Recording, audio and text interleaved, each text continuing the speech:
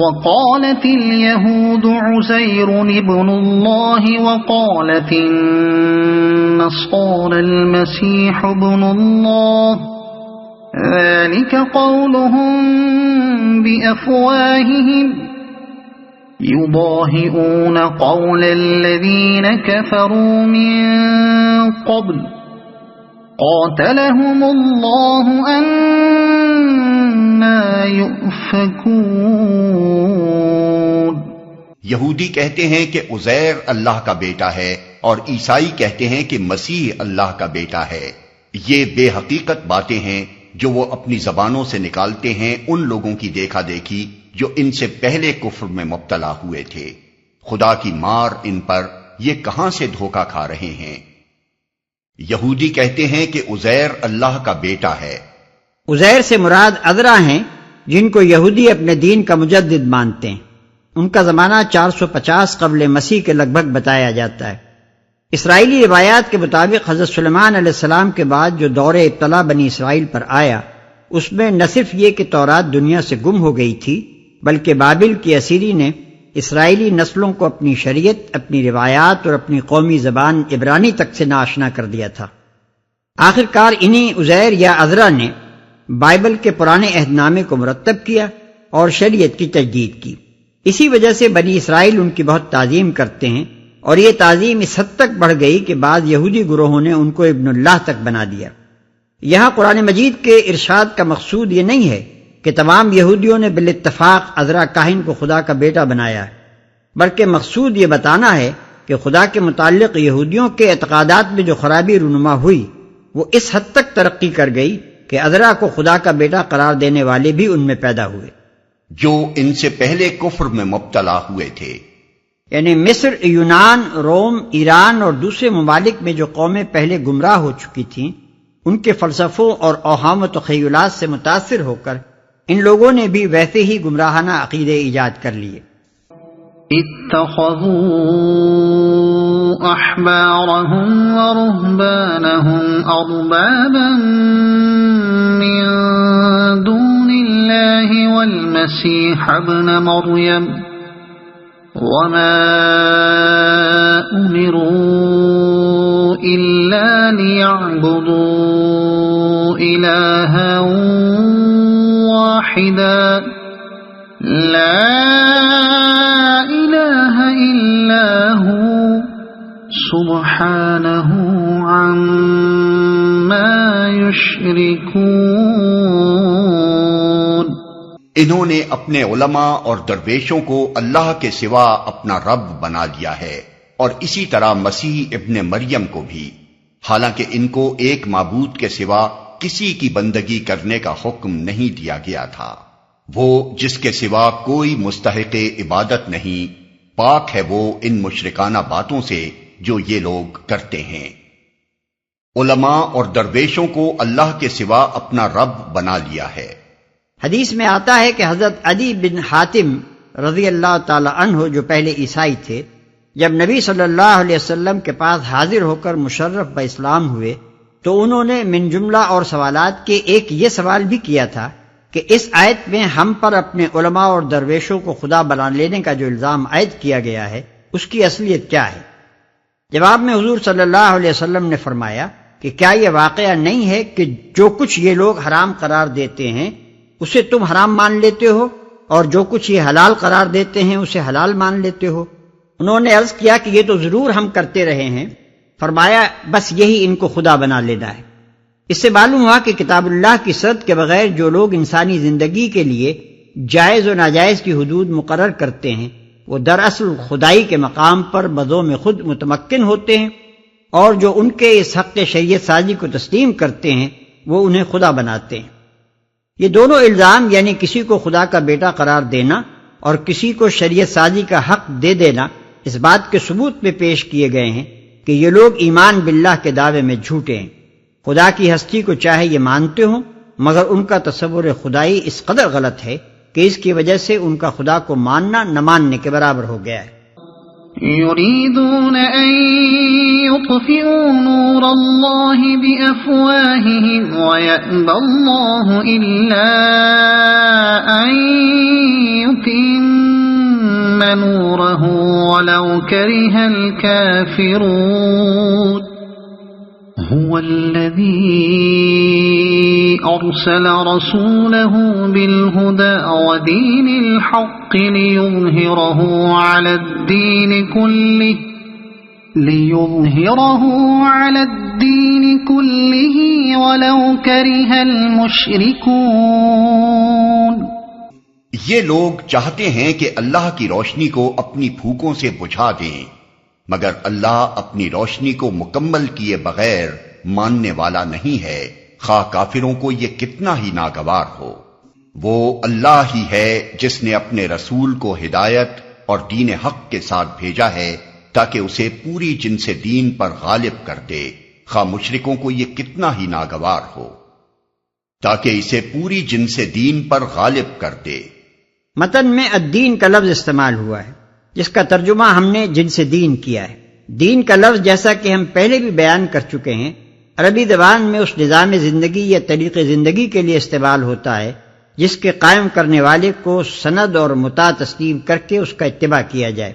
پس بعثت رسول صلی اللہ علیہ وسلم کی غرض اس آیت میں یہ بتائی گئی ہے کہ جس ہدایت اور دین حق کو وہ خدا کی طرف سے لایا ہے اسے دین کی نوعیت رکھنے والے تمام طریقوں اور نظاموں پر غالب کر دے.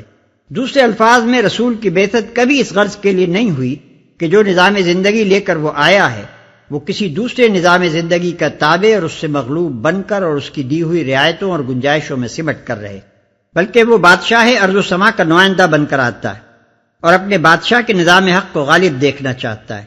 اگر کوئی دوسرا نظام زندگی دنیا میں رہے بھی تو اسے خدائی نظام کی بخشی ہوئی گنجائشوں میں سمٹ کر رہنا چاہیے، جیسا کہ جزیہ ادا کرنے کی صورت میں ذمیوں کا نظام زندگی ہے.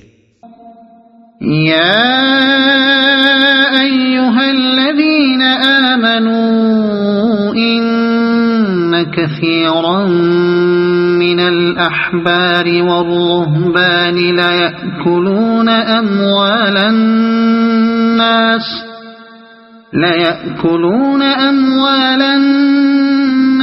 بالباطل ويصدون عن سبيل الله والذين يكنزون الذهب والفضة ولا ينفقونها في سبيل الله فبشرهم بعذاب أليم.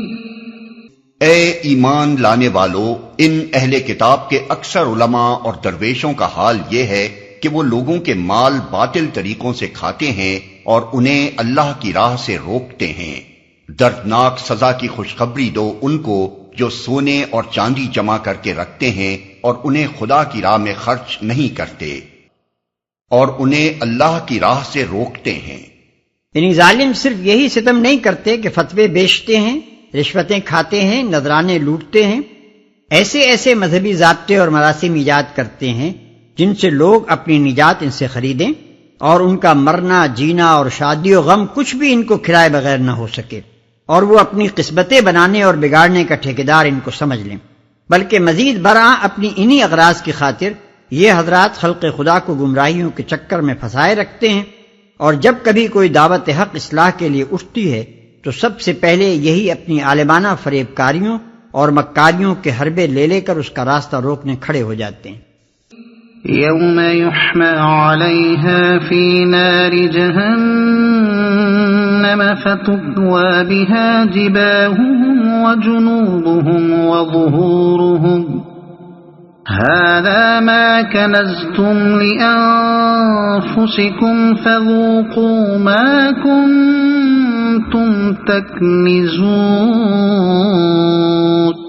ایک دن آئے گا کہ اسی سونے چاندی پر جہنم کی آگ دہکائی جائے گی اور پھر اسی سے ان لوگوں کی پیشانیوں اور پہلوؤں اور پیٹھوں کو داغا جائے گا. یہ ہے وہ خزانہ جو تم نے اپنے لیے جمع کیا تھا، لو اب اپنی سمیٹی ہوئی دولت کا مزہ چکھو.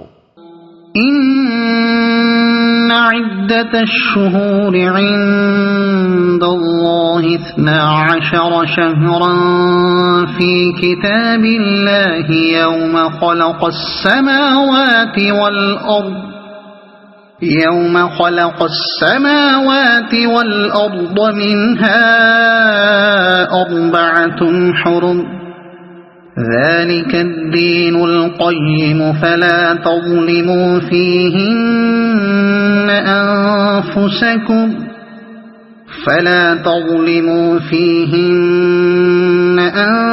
أنفسكم وقاتلوا المشركين كافة كما يقاتلونكم كافة وَاعْلَمُوا أَنَّ اللَّهَ مَعَ الْمُتَّقِينَ۔ حقیقت یہ ہے کہ مہینوں کی تعداد جب سے اللہ نے آسمان و زمین کو پیدا کیا ہے اللہ کے نوشتے میں 12 ہی ہے، اور ان میں سے 4 مہینے حرام ہیں۔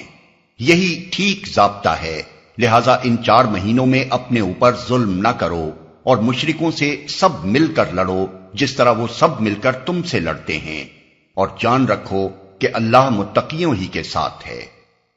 اللہ کے نوشتے میں 12 ہی ہے، یعنی جب سے اللہ نے چاند، سورج اور زمین کو خلق کیا ہے اسی وقت سے یہ حساب بھی چلا رہا ہے کہ مہینے میں ایک ہی دفعہ چاند ہلال بن کر طلوع ہوتا ہے، اور اس حساب سے سال کے 12 ہی مہینے بنتے ہیں۔ یہ بات اس لیے فرمائی گئی ہے کہ عرب کے لوگ نسی کی خاطر مہینوں کی تعداد 13 یا 14 بنا لیتے تھے، تاکہ جس ماہ حرام کو انہوں نے حلال کر لیا ہو اسے سال کی جنتری میں کھپا سکیں۔ اس مضمون کی تشریح آگے آتی ہے۔